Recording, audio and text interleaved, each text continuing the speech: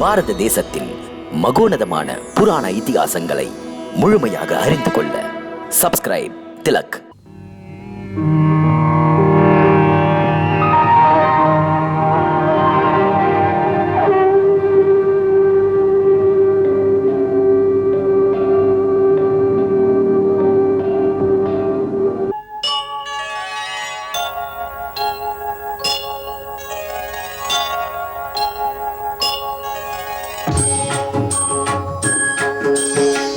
சீதாராமன் புனித கதை கேளீரே, மதுரம் மிகுந்த அனுபவம் பெறவாரே.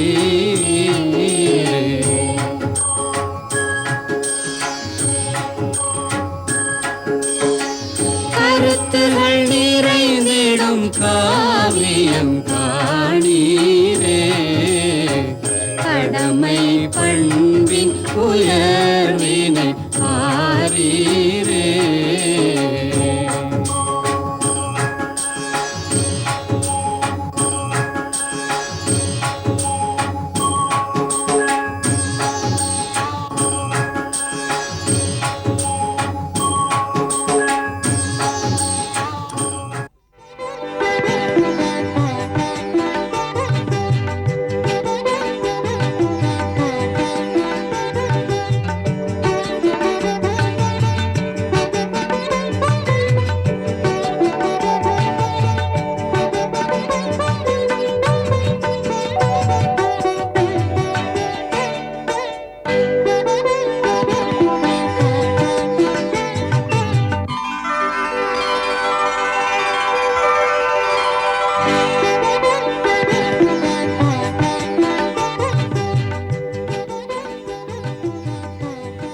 மைந்தன் என்ற உறவில் ராமன் உங்கள் திருவடிகளை வணங்குகிறான்.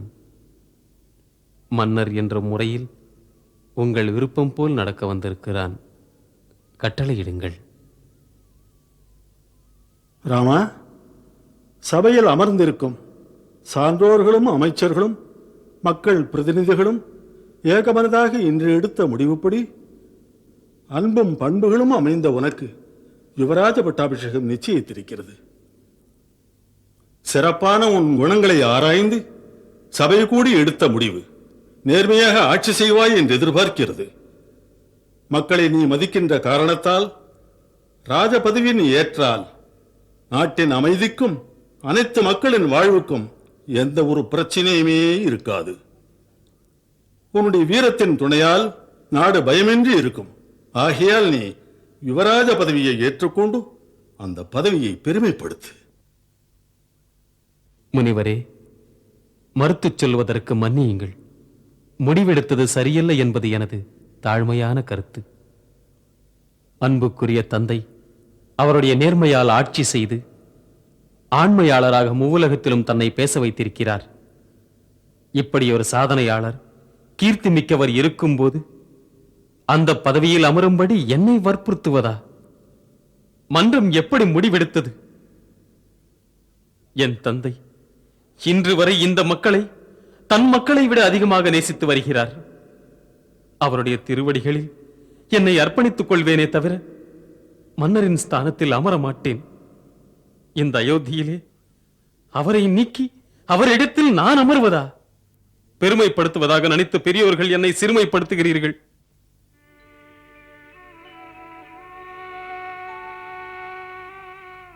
ஆனால் உங்களை சொல்லி குற்றமில்லை. பக்குவமற்ற என் நடவடிக்கையில் தான் ஏதோ குறை இருக்கும். மன்றம் இந்த முடிவுக்கு வருவதற்கு இதில் மன்றத்தின் தவறு ஏதுமில்லை ராமா. இந்த முடிவெடுத்தவன் நான் தான். மிக நீண்ட என் வாழ்வு பயணத்தில் நினைத்தபடியெல்லாம் போகம் அனுபவித்து எண்ணற்ற வேள்விகள் தர்ம காரியங்கள் செய்துவிட்டேன். இன்னும் எவ்வளவு நாட்கள் தான் ஆட்சி கட்டிலில் அமர்ந்து பணியாற்ற முடியும்? மக்கள் சேவை என்ற நல்ல பணிக்கு முடிவே கிடையாது. நான் முதுமை பிராயத்தை அடைந்து விட்டேன். அதனால் மக்களுக்கு சேவை செய்யும் பொறுப்பினை உன் தோள் மீது சுமத்தி நான் ஓய்வு பெற்றுக் கொள்ள விரும்புகிறேன். மக்களுக்கு சேவை செய்ய ராஜ பதவியை ஏற்றுக்கொண்டு ஆட்சி கட்டிலில் அமர வேண்டும் என்பதில்லையே. ஜனசேவையை நான் உங்கள் அருகில் இருந்து கொண்டு செய்ய முடியும். ஆண்டவன் உங்களுக்கு நீண்ட ஆயுள் தர வேண்டும். இந்த ராமன் தங்களுக்கு தலை வணங்கி அயோத்தி மக்களுக்கு தொண்டாற்றுவேன். பிரபு, என்னை தங்களுக்கு சேவை செய்வதிலிருந்து தடுத்து விடாதீர்கள்.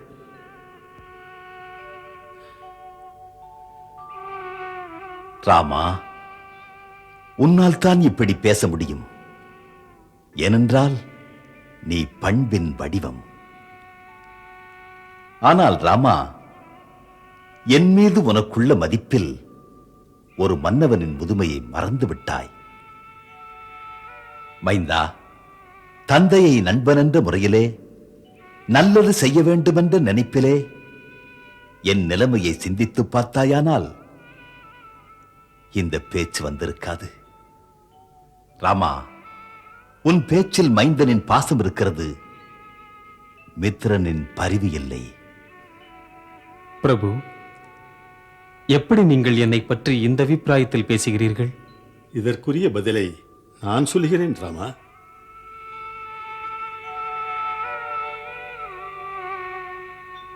சொல்லுங்கள் குருதேவா. இந்த உலக வாழ்வில் 4 நிலைகளிலே பிறவியின் அர்த்தம் பேசப்படுகிறது. தர்ம, அர்த்த, காம, மோட்சம் என்று. வீரபுருஷன் தனக்குரிய தர்ம, அர்த்த, காம சாதனைகளை எல்லாம் செய்து முடித்த பிறகு அவனுடைய இறுதி கடமையாக வருவது அவனுக்குரிய ஆன்மீக தனிமை வாழ்க்கை. இந்த ஜீவனின் ஆத்மா எந்த வழியாக உடலுக்குள் வந்ததோ அந்த உடல் ஒரு நாள் உயிரற்று விடுகிறது. இற்ற உயிர் அதன் பிறகு இந்த உடலை விட்டு எங்கே ஏன் செல்கிறது, அதை பற்றி ஆராய்வது, அடுத்து செல்ல வேண்டிய வழியை சீராக்குவது இந்த பிறவியின் புனித கடமை. இதை செய்யாமல் மரணம் நேர்ந்து அவன் உலகத்திலிருந்து போவதற்கு முன் அவன் சுயமாக இந்த பாச பந்தங்களிலிருந்து விடுபட்டு தன் ஆத்மாவை பரமாத்மாவிடம் சேர்க்க முயற்சி எடுக்க வேண்டும். ஏன் உன் தந்தை வானப்பிரஸ்த வாழ்க்கை ஏற்று பரலோகம் போகும் பாதையை செப்பனிட வேண்டாமா? தந்தை பாசத்தில் நீ அவருக்கு தடையாகவும் இருக்கலாமா? ராமா, இந்த பிரச்சனையில் மைந்தன் என்ற கோணத்தில் உன் அபிப்பிராயம் ஏற்புடையது. ஆனால் நினைவிருக்கட்டும், கடமை பாசத்தை விட மகத்தானது. இப்போது ஏற்பதுதான் உன் கடமை. பாசத்தையும் குழப்பத்தையும் விட்டுவிடு. குருதேவா, என் வாழ்வில் சிக்கலான பிரச்சனைகள். என் மனது அதனால் தடுமாறுகிறது. இப்போது நான் என்னதான் செய்வது எனக்கே தெரியவில்லை.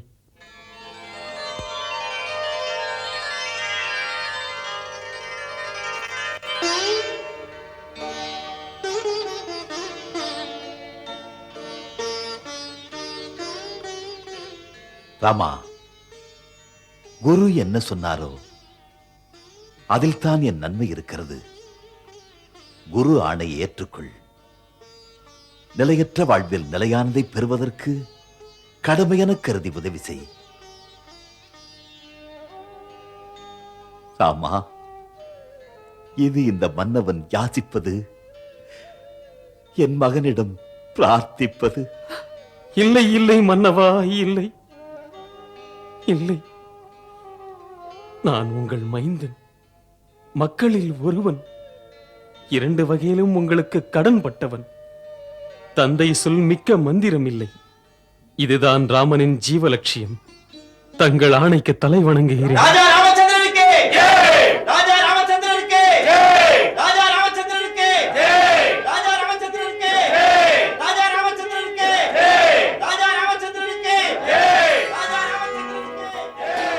ராமச்சந்திரனுக்கு ஜெய்! ராஜா ராமச்சந்திரனுக்கு ஜெய்! ராஜா ராமச்சந்திரனுக்கு ஜெய்! ராஜா ராமச்சந்திரனுக்கு ஜெய்! ராமா, இப்படி தந்தையின் முன்பாகவே ஒரு மைந்தனை பற்றி நாடும் நல்லவரும் புகழுவதை செவியார கேட்பதை விட வேறு இன்பம் உண்டா? குருதேவா, இனிமேல் ராமனுக்கு பட்டம் சூட்டும் கருத்தினில் சிந்திப்பதற்கு காரணமேதும் இல்லையே. சபையில் அனைவரின் சம்மதத்துடனும் இதை விரைவில் நிறைவேற்றுங்கள். மனதார என் சம்மதத்தை தெரிவிக்கிறேன். சபையோரின் ஆசை ஸ்ரீராமனின் பட்டாபிஷேகத்தை கண்ணார கண்டு செல்ல வேண்டும் என்பதுதான். நாளை சந்திரனும் பூச நட்சத்திரத்தில் பூரணமாய் இருக்கிறார். ஆகையால் அபிஷேகத்திற்கு நாளைதான் சிறப்பான நாள். நாளையா? இத்தனை விரைவில்? பரதனும் சத்ருக்னனும் இங்கு இல்லை. ராஜகுமாரன் பரதன் நாளையே திரும்ப முடியாது. மந்திரி என்ற முறையில் என் கருத்து நல்லதை நேரத்தே செய்வது நல்லது. இன்னொரு முகூர்த்தம் அண்மையில் இல்லை. அதனால் இன்றே எல்லாருக்கும் அறிவித்து விடுங்கள். நாளை உதயத்தில் ஸ்ரீராமன் பட்டாபிஷேகம் என்று. அமைச்சர் சுமந்தரரே, குருதேவர் வசிஷ்டர் மகரிஷி ஜாபாலியின் ஆலோசனை கிணங்க நாளை பட்டாபிஷேகத்துக்கு ஆயத்தம் செய்யுங்கள். ராமா, நீயும் குருதேவரின் ஆணை கிணங்க ஒரு சில விரதங்களை ஏற்க வேண்டும். என்ன என்ன சொல்கிறாய் அம்மா சுமித்ரா? ராமனுக்கு, என் மைந்தன் ராமனுக்கு ராஜ்யாபிஷேகமா?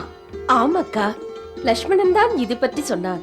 ஆம் பெரியம்மா, மன்னரே ராஜ்யசபையில் இந்த முடிவை அறிவித்தார். சாமந்தர்கள், மந்திரிகள், அனைத்து மக்களின் முன்னிலையிலும் நாளை காலையில் ராமண்ணாவுக்கு ராஜ்யாபிஷேகமாம். ஆஹா! ஏ பக்த ரட்சகனே, ஏ கமலக்கண்ணனே, இதெல்லாம் உன் கருணை. இதோ ராமண்ணாவும் வந்துவிட்டார்.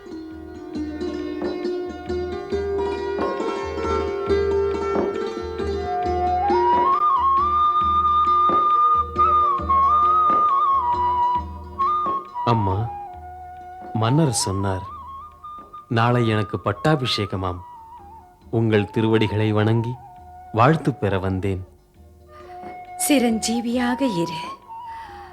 அயோத்தி ராஜ்யலட்சுமியின் நல்லாசியோடு பெற்றோரையும் பந்துமித்திரர்களையும் இந்த மக்கள் சமுதாயத்தையும் கண்ணுக்கு இமையாக காத்திடு.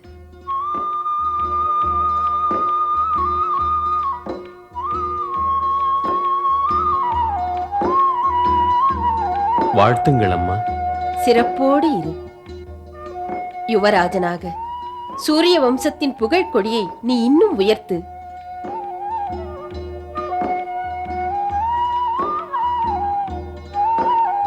மாறாத பக்தியுடன் பகவான் விஷ்ணுவை ஆராதித்ததின் பலனைக் கண்டேன். குரு அருள் திரு அருளாக இருந்து உனக்கு சூரிய வம்சத்தை காத்து நிற்கும் சக்தியை அது வழங்கட்டும். மாதா, உங்கள் ஆசீர்வாதங்கள், உங்களுடைய பூஜா பலங்கள் தான் ராமனின் பலம், ராமனின் பாக்கியம், ராமனின் வாழ்க்கை படகுக்கு பாதுகாப்பு. லட்சுமணா, நேற்று வரை நீ உன் பெரிய அண்ணாவின் அன்பு தம்பியாகவே வளர்ந்து விட்டவன். மகனே, நாளை முதலாக நீ ராமனுக்கு தம்பி அல்ல, ராமனின் சேவகன், ராமனின் மெய்காப்பாளன், லட்சிய ராஜபக்தன். நினைவிருக்கட்டும், நாளை முதல் ராமன் உன் பிரபு. உண்மையில் எனக்கும் லக்ஷ்மணனுக்கும் ஏற்றத்தாழ்வு இல்லை அம்மா. லக்ஷ்மணன் என்னுடைய இன்னொரு அந்தராத்மா. எப்படி நானோ அப்படியே லக்ஷ்மணனும்.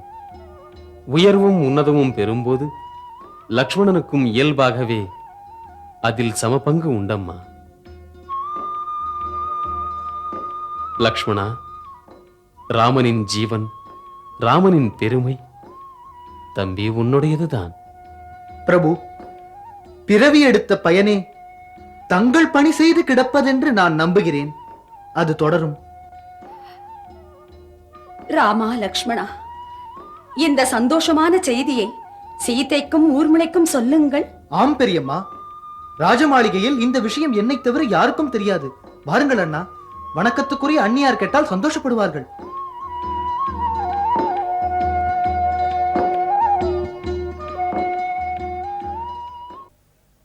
கவனமாக கேளுங்கள்.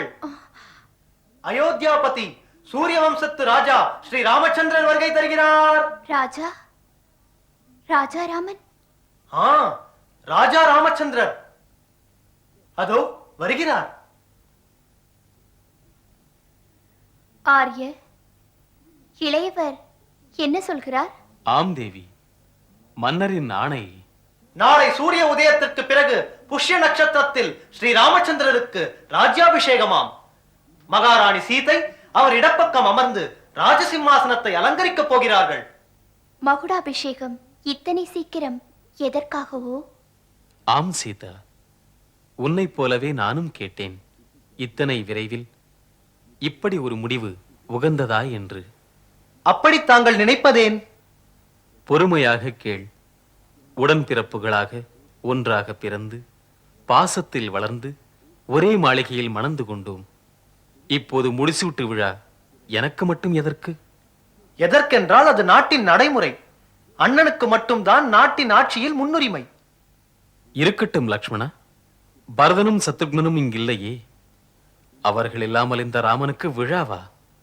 உண்மையில் எனக்கு இதில் ஈடுபாடு இல்லை. ஈடுபாடும் இன்ப உணர்ச்சியும் மக்களிடம் பொங்கி பொழிகிறதே, அதோ பாருங்கள். எங்கெங்கு செய்தி முரசு கொட்டுகிறதோ அங்கெல்லாம் மக்கள் பரவசிக்கிறார்கள். குலகுரு வசிஷ்டரின் அருளாணை கிணங்க அனைத்து பகுதி மக்களின் பரிபூர்ண சம்மதத்துடன் தசரத மாமன்னர் நாளை தமது மூத்தமைந்தர் ஸ்ரீ ராமச்சந்திரருக்கு ராஜ்யாபிஷேகம் செய்கிறார். நாளை சூரியோதயமான பிறகு ராஜகுமாரர் ஸ்ரீ ராமச்சந்திரருக்கு குலகுரு வசிஷ்டர் சூரிய வம்சத்தின் ராஜ்ய மகுடத்தை சூட்டி வைத்து அவருக்கு ராஜதிலகம் இடுவார். அனைத்து மக்களும் இந்த வைபவத்தில் கலந்து கொள்ள வேண்டும் என்று அரசபுரான் பாசத்துடனும் குடும்ப நேசத்துடனும் மக்களுக்கெல்லாம் அழைப்பு விடுகிறார். ராஜா ராமச்சந்திரர், ராஜா ராமச்சந்திரர், ராஜா ராமச்சந்திரர், ராஜா ராமச்சந்திரர், ராஜா ராமச்சந்திரர், ராஜா ராமச்சந்திரர், ராஜா ராமச்சந்திரர், ராஜா ராமச்சந்திரர்.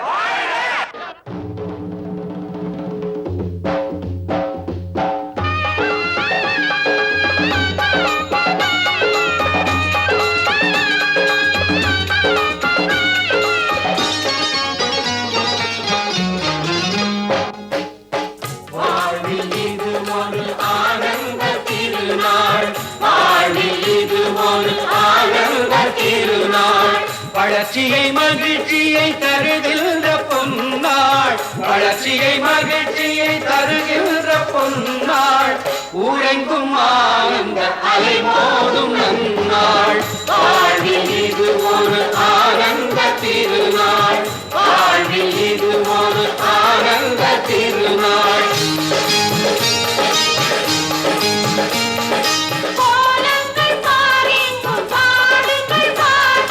தீபங்கள் ஏந்திய தெருவெங்கும் காட்டு, சொர்க்கத்தின் சொர்க்கம் அயோத்தியா நகரம், சொர்க்கத்தின் சொர்க்கம் அயோத்தியா நகரம்.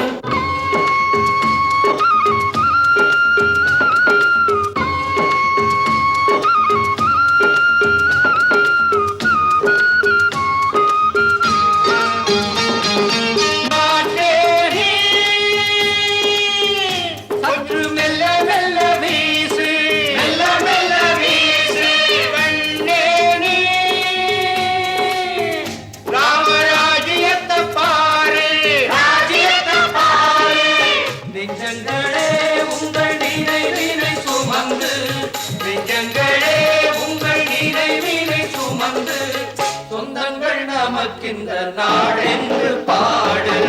வாழ்வில் இது ஒரு ஆனந்த திருநாள், வாழ்வில் இது ஒரு ஆனந்த திருநாள்.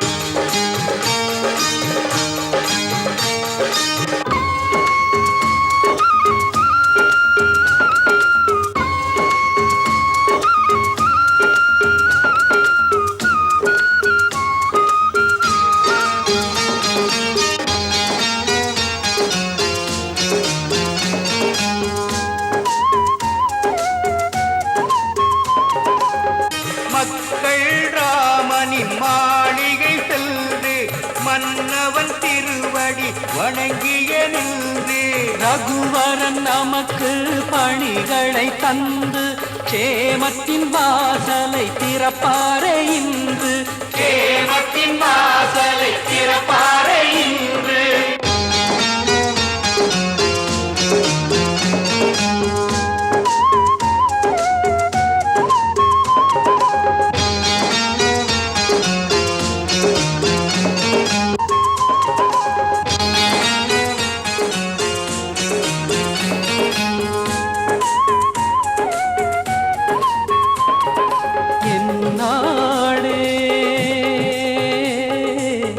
ஆனந்த திருநாள் இன்று. ராஜதிலகம் ரகுவரன் சூடுகின்றார், இதற்கு இணையினி ஏது என்னாடே. ஆனந்த திருநாள் இன்று. ஏற்றிய தீபங்கள் இதயத்தில் இருந்து, ஏற்றிய தீபங்கள் இதயத்தில் இருந்து, ராமனின் ஆட்சியில் இனி என்றும் இருந்து, வாழ்வில் இது ஒரு ஆனந்த திருநாள், வாழ்வில் இது ஒரு ஆனந்த திருநாள்.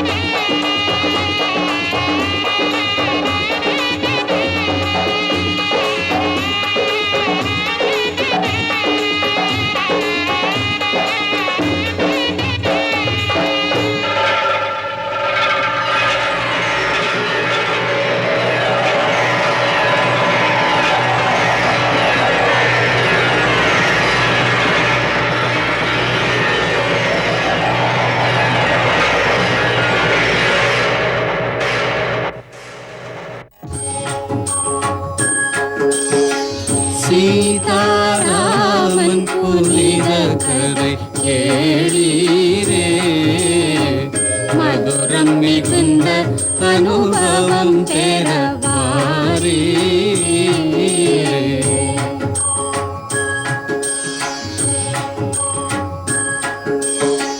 கருத்துகள் நிறைந்திடும் காவியம் காணீரே, கடமை பண்பின் உயர்வினை ஆரீரே.